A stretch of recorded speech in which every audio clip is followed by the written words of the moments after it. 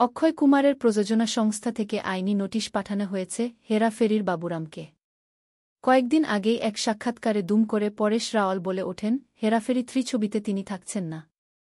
এমনকি পরেশ স্পষ্ট বলেছিলেন ব্যক্তিগত কারণেই তিনি সরে এসেছেন। জানা গিয়েছে, পরেশ রাওয়ালের এই মন্তব্যের কারণেই অক্ষয় কুমারের প্রযোজনা সংস্থা থেকে আইনি নোটিশ পাঠানো হয়েছে হেরাফেরির বাবুরামকে। অক্ষয়ের প্রযোজনা সংস্থার অভিযোগ, হেরাফেরি 3 ছবিতে অভিনয়ের জন্য চুক্তিবদ্ধ হয়েও তা ভঙ্গ করা এবং শুটিং শুরুর পর সরে দাঁড়িয়েছেন পরেশ। তবে অক্ষয়ের এই আইনি নোটিশ নিয়ে এখনও পর্যন্ত মুখ খোলেননি পরেশ রাওয়াল। সংবাদমাধ্যমে অক্ষয়ের সংস্থা জানিয়েছে, অগ্রিম 1 লক্ষ টাকা নিয়ে চুক্তি করেছিলেন পরেশ। সেই মতো প্রচারে নেমে পড়েছিল কেপ অফ গুড ফিল্মস। ছবির টিজারের শুটিং হয়ে গিয়েছিল। ছবির শুরুর কিছুটা অংশের শুটিংও করা হয়। গত 3 এপ্রিল 3 মিনিটের টিজারের শুটিং হয়, যাতে পরেশও শামিল ছিলেন। ছবি নিয়ে অক্ষয়, সুনীল এবং পরেশের মধ্যে বিশদ আলোচনাও হয়। তখনও কিছু নিয়ে আপত্তি জানাননি পরেশ। আচমকা এভাবে বেরিয়ে যাওয়ায় সবকিছু ঘেটে গিয়েছে। আটকে গিয়েছে শুটিংও। অক্ষয়ের প্রযোজনা সংস্থা জানিয়েছে, ক্ষতিপূরণ বাবদ পরেশের কাছে 2.5 কোটি টাকা দাবি করা হয়েছে। 7 দিনের মধ্যে সেই দাবি পূরণ না হলে পরবর্তী আইনি পদক্ষেপ করবে কেপ অফ গুড ফিল্মস।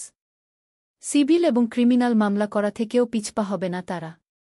আচমকা পরেশ ছবি ছেড়ে বেরিয়ে যাওয়ায় হতবাক সুনীলও। তাকে বলতে শোনা যায়, আমরা দীর্ঘদিনের বন্ধু। অনেক চড়াই উতরাই দেখেছি। পরিবারের সঙ্গে এমন হয়। পরেশ ছাড়া হেরাফেরি হবে না। ছবি যদি নাও হয়, 2 বন্ধুর মধ্যে তিক্ততা দেখতে চাই না আমি। ওদের মধ্যে কোনো ঝামেলা চাই না গি।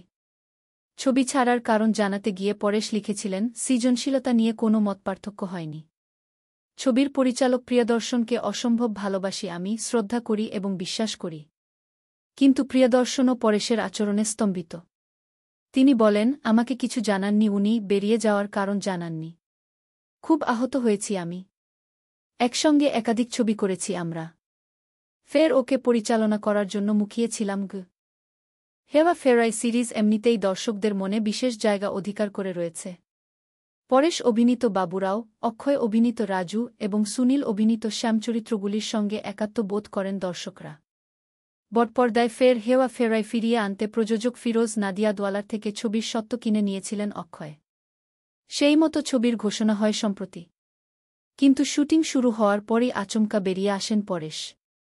ঠিক কী কারণে পরেশ ছবি থেকে সরে এসেছেন, তার সঠিক কারণ এখনও পর্যন্ত জানাননি।